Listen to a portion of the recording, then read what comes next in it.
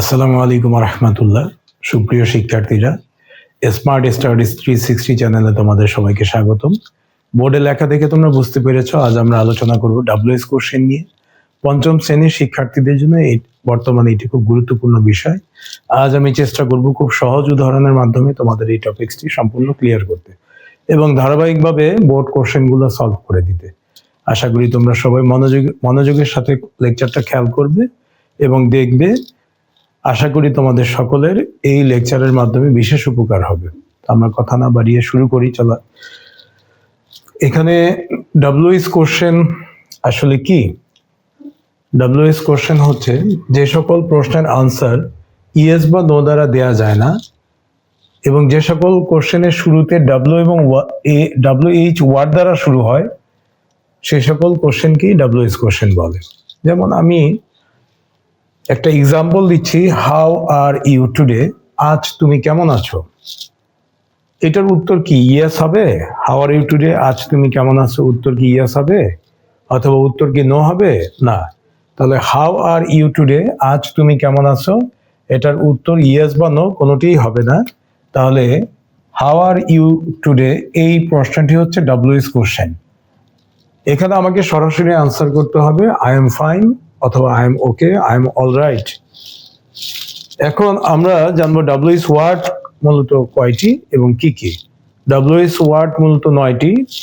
এখানে আছে যেমন who, which, what, when, where, whom, whose, why, how. আমরা অর্থগুলোর দিকে একটু লক্ষ্য করব। হু ব্যক্তিগত উপযোগ বোঝাবে। আমরা যখন সাবজেক্টকে প্রশ্ন করব তখন আমাদের এই হু দিয়ে প্রশ্ন করতে হবে। হু দ্বারা সাধারণত কে বা কাকে এরকম বোঝায়। হুইচ এবং হোয়াট এই দুটা, হুইচ কোনটি, হুইচ সাধারণত বস্তুগত উপযোগ বোঝাবে। আমরা বস্তুগত কোনো উপযোগ জানার জন্য হুইচ ব্যবহার করব। হোয়াট কি, হোয়াট দ্বারা আমরা পেশা সম্পর্কে জানতে আমরা এই হোয়াট ব্যবহার করব। পেশা সম্পর্কে জানতে, কারো কাজের অবস্থা এগুলা জানতে আমরা হোয়াট ব্যবহার করব। হোয়েন, হোয়েন সময়গত উপযোগ বোঝাবে। কখন, কখন কাজটি সংগঠিত হয় বা হয়েছে বা হবে, এরকম বোঝাতে আমরা হোয়েন দিয়ে প্রশ্ন করব। হোয়ার স্থানগত উপযোগ সম্বন্ধে প্রশ্ন করবে। কোথায় কাজটি সংগঠিত হচ্ছে, হবে, হয়েছে, এরকম বোঝাতে আমরা হোয়ার ব্যবহার করব। Whom, by whom, with whom, কার সাথে। হোম মানে কার সাথে, কার সাথে বোঝাতে। যেমন আমি বাবার সাথে বাজারে যাব।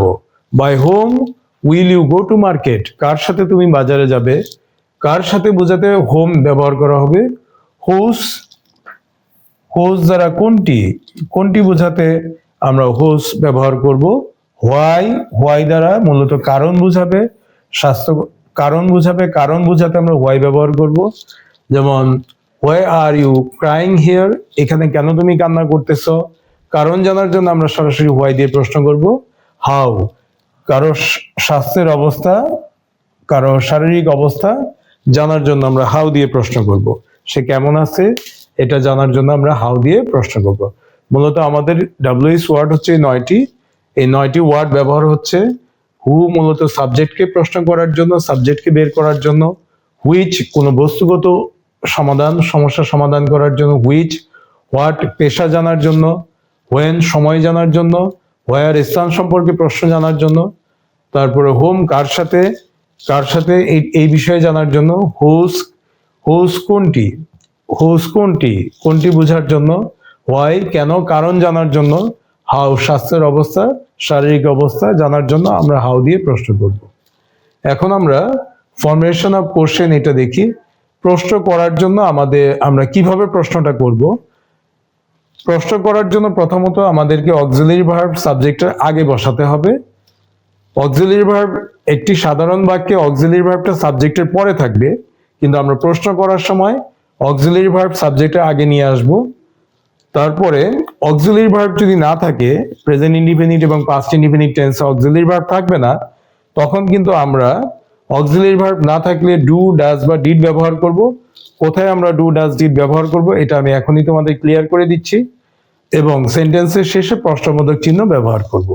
আমরা একটা এক্সাম্পলের মাধ্যমে এটা ক্লিয়ার হব এবং ডু ডাজ ডিড কোথায় ব্যবহার হবে এটা আমরা এখন জেনে নিব ইনশাআল্লাহ।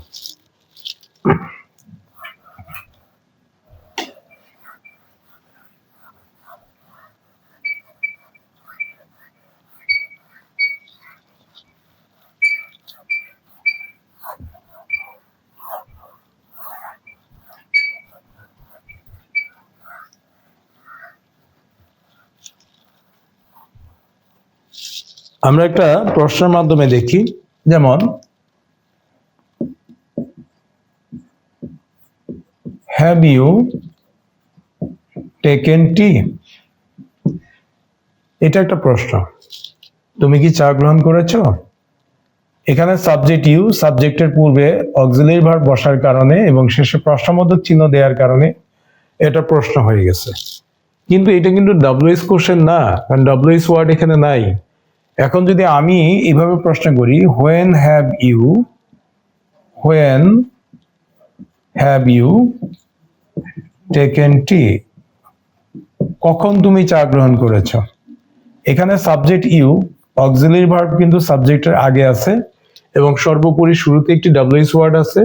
এখানে সময় বোঝাচ্ছে, সময় নিয়ে প্রশ্ন করা হয়েছে। When have you taken tea, কখন তুমি চা গ্রহণ করেছ?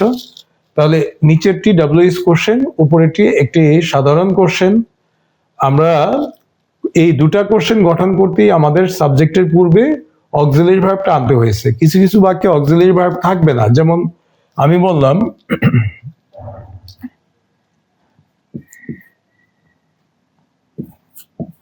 ডু ইউ নিড সামথিং,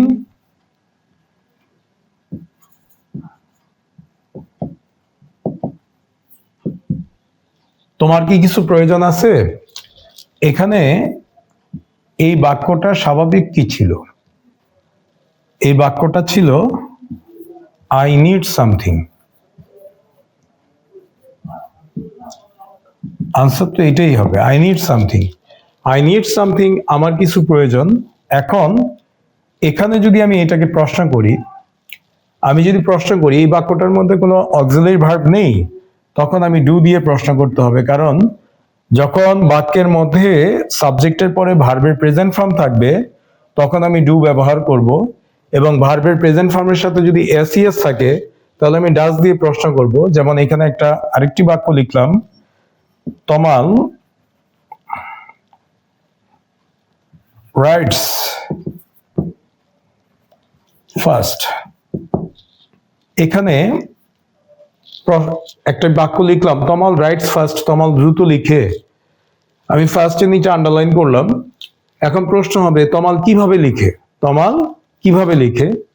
তো এখানে তো কোনো অক্সিলারি ভার্ব নেই, আমার তাহলে প্রশ্ন করতে হবে হাউ ডাজ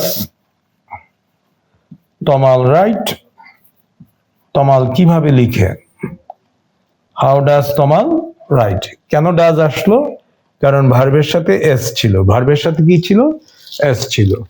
যদি বাক্যটা এরকম হতো, আরেকটি বাক্য দিয়ে বোঝাই,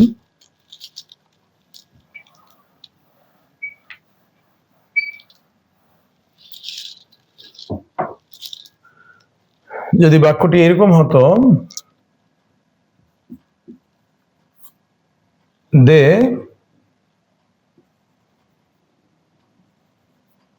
কল্ড মি, তারা আমায় ডেকেছিল। এখানে ভার্বের পাস্ট ফর্ম আছে। এখন আমি যদি প্রশ্ন করি ডিড দে কল ইউ, তারা কি তোমায় ডেকেছিল? এখানে যখন আমি ডিড ব্যবহার করলাম ভার্বের প্রেজেন্ট ফর্ম হয়ে গেছে, যখন আমি ডাজ ব্যবহার করলাম ভার্বের সাথে এসটা বাদ দেওয়া হয়েছে। ভার্বের এস কিন্তু অতিরিক্ত এসটা এখানে নেই। ডিড ব্যবহার করার কারণে ভার্বটা কিন্তু প্রেজেন্টে চলে আসছে, ইডি কিন্তু এখানে নেই। এই বিষয়গুলো আমাদের খেয়াল রাখতে হবে। এখন আমরা পরবর্তী ধাপে দেখব,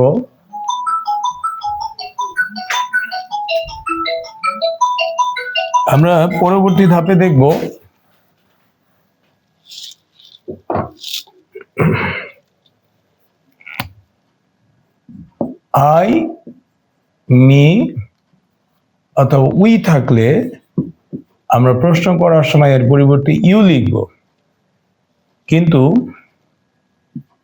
মাই অথবা আওয়ার থাকলে আমরা প্রশ্ন করার সময় এর পরিবর্তে ইয়োর লিখব। এটা খেয়াল রাখতে হবে, বাক্যের মধ্যে যদি আই মি উই থাকে তাহলে আমরা ইউ লিখব, আই মি উই এর পরিবর্তে ইউ লিখব। আর যদি বাক্যের মধ্যে মাই অথবা আওয়ার থাকে তাহলে প্রশ্ন করার সময় মাই এবং আওয়ারের পরিবর্তে আমরা ইউর লিখব। এটা মনে রাখবে। এখন আমরা সরাসরি 9টি WH কোশ্চেনের ব্যবহার আমরা এক্সাম্পলের মাধ্যমে দেখব। যেমন প্রথম এক্সাম্পলটা হচ্ছে, তমাল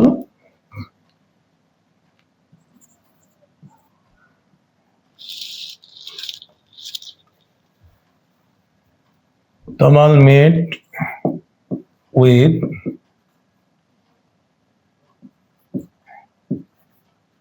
অ্যান্ডি স্মিথ। এখানে আমি তমালের নিচে আন্ডারলাইন করে দিলাম, তার মানে তমালকে দিয়ে প্রশ্ন করতে হবে। তমাল অ্যান্ডি স্মিথের সাথে সাক্ষাৎ করেছিল। এখানে এটা মিট হচ্ছে, আমাদের মিটের প্রেজেন্ট ফর্ম হচ্ছে MWT মিট, সাক্ষাৎ করা। এটার পাস্ট ফর্ম হচ্ছে MET মেট, সাক্ষাৎ করেছিল। এখন যেহেতু এটা পাস্ট ফর্মে আছে, তমালের নিচে আন্ডারলাইন করা আছে, তাহলে আমরা প্রশ্ন করার সময় কিভাবে করব? তমালের পরিবর্তে আমরা লিখব who met with Andy Smith, কে অ্যান্ডি স্মিথের সাথে সাক্ষাৎ করেছিল। দ্বিতীয় এক্সাম্পল যদি আমরা দেখি,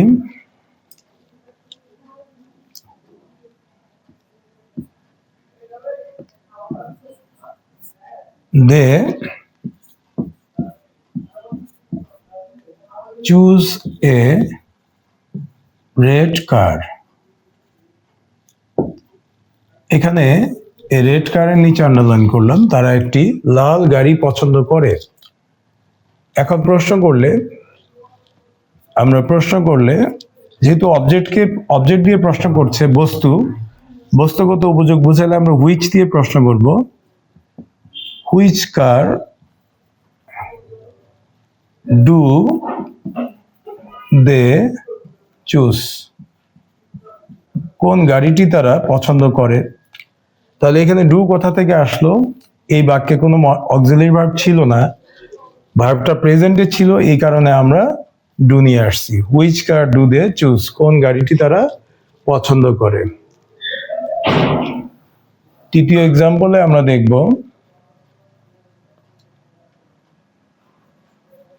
my father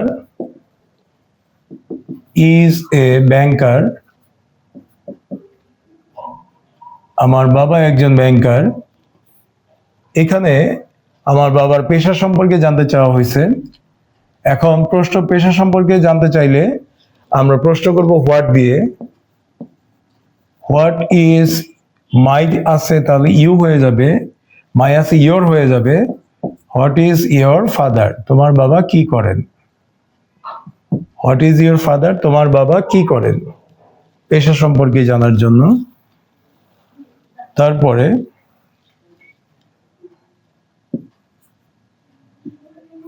my father works at Mirpur, আমার বাবা মিরপুরে কাজ করেন। মিরপুরের নিচে আন্ডারলাইন করা আছে, তাহলে এখানে স্থান বোঝাচ্ছে। এখানে কিন্তু কোনো মডেল ভার্ব নাই, ভার্বের প্রেজেন্ট ফর্মের সাথে এস যুক্ত আছে। আমরা যদি প্রশ্ন করি তাহলে হোয়ার দিয়ে প্রশ্ন করব। হোয়ার ডাজ ইয়োর ফাদার ওয়ার্ক, তোমার বাবা কোথায় কাজ করে। এখানে কিন্তু ওয়ার্কের সাথে এসটি আসবে না, কারণ এখানে ডাজ ব্যবহার করা হয়েছে। Where does your father work. যেমন আরেকটি এক্সাম্পল দেই, the train will leave after 10 minutes. ট্রেনটা 10 মিনিট পরে ছেড়ে যাবে। The train will leave after 10 minutes, ট্রেনটা 10 মিনিট পরে ছেড়ে যাবে। তাহলে এখানে যদি 10 মিনিটসের নিচে আন্ডারলাইন করলাম 10 মিনিট পরে, সময়গত উপযোগ বোঝাচ্ছে, তাহলে আমি প্রশ্ন করব হোয়েন দিয়ে। আমি লিখলাম হোয়েন, অক্সিলারি ভার্ব আছে, তাহলে এটাকে দিয়ে দিব হোয়েন উইল। তারপরে আমি সাবজেক্ট লিখবো when will the train leave, ট্রেনটি কখন ছাড়বে।